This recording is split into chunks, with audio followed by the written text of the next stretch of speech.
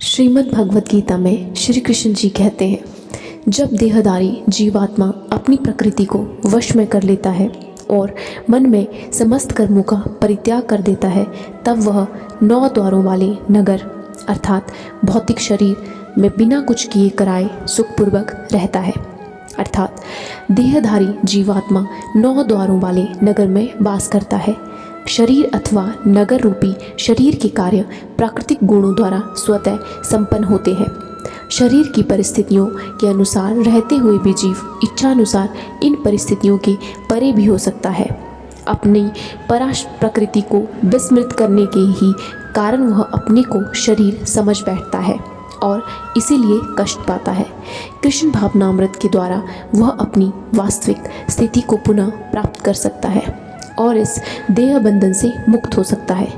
अतः ज्यों ही कोई कृष्ण भावनामृत को प्राप्त होता है, तुरंत ही वह शारीरिक कार्यों से सर्वथा विलग हो जाता है।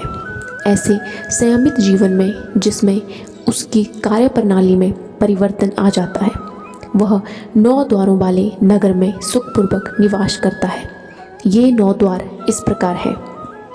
9 द्वारे पूरे देही हंसो ले आते हैं। बह्य वसी सर्वस्य लोकस्य स्थावरस्य चरस्य च। अर्थात जीव के शरीर के भीतर वास करने वाले भगवान ब्रह्मांड के समस्त जीवों के नियंता है। यह शरीर 9 द्वारों अर्थात 2 आंखें, 2 नथुने, 2 कान, 1 मुंह, गूदा तथा उभस्थ से युक्त है। वृद्धावस्था में जीव अपने आप को शरीर मानता है, किंतु जब वह अपनी पहचान अपने अंतर की भगवान से करता है तो वह शरीर में रहते हुए भी भगवान की भांति मुक्त हो जाता है। अतः कृष्ण भावना भावित व्यक्ति शरीर के बाह्य तथा आंतरिक दोनों कर्मों से मुक्त रहता है। शरीर रूपी नगर का स्वामी देहधारी जीवात्मा न तो कर्म का सृजन करता है, न लोगों को कर्म करने के लिए प्रेरित करता है, न ही कर्म फल की रचना करता है। यह सब तो प्रकृति के गुणों द्वारा ही किया जाता है। जीव तो परमेश्वर की शक्तियों में से एक है, किंतु वह भगवान की अपरा प्रकृति है जो पदार्थ से भिन्न है। संयोगवश परा प्रकृति या जीव अनादिकाल से प्रकृति के संपर्क में रहा है। जिस नाशवान शरीर या भौतिक आवास को वह प्राप्त करता है, वह अपने कर्मों और उनके फलों का कारण है। ऐसे बद्ध वातावरण में रहते हुए मनुष्य अपने आप को शरीर मानकर शरीर के कर्म फलों का भोग करता है। अनंत काल से उपर्जित यह ज्ञान ही शारीरिक सुख दुख का कारण है। ज्यों ही जीव शरीर के कार्यों से पृथक हो जाता है, त्यों ही वह कर्म बंधन से भी मुक्त हो जाता है। जब तक वह शरीर रूपी नगर में निवास करता है, तब तक वह इसका स्वामी प्रतीत होता है, किंतु वास्तव में न तो इसका स्वामी होता है और न इसके कर्मों तथा फलों का नियंता ही। वह तो इस भव सागर के बीच जीवन संघर्ष में रत प्राणी है। सागर की लहरें उसे उछालती रहती हैं, किंतु उन पर उसका वश नहीं चलता। उसके उद्धार का एकमात्र साधन है कि दिव्य कृष्ण भावनामृत द्वारा समुद्र के बाहर आए।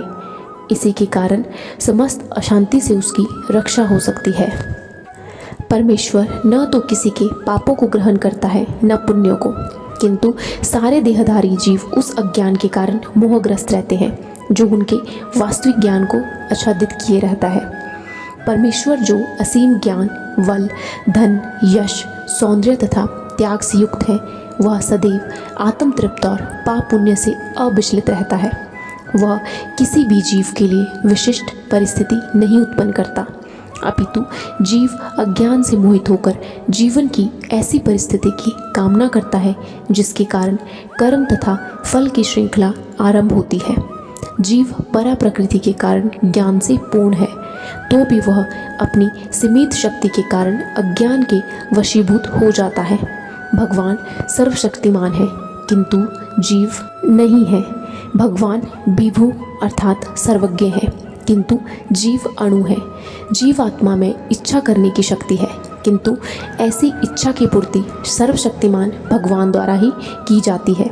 अतः जब जीव अपनी इच्छाओं से मोहग्रस्त हो जाता है, तो भगवान उसे अपनी इच्छा पूर्ति करने देते हैं, किंतु किसी परिस्थिति विशेष में इच्छित कर्मों तथा फलों के लिए उत्तरदायी नहीं होते।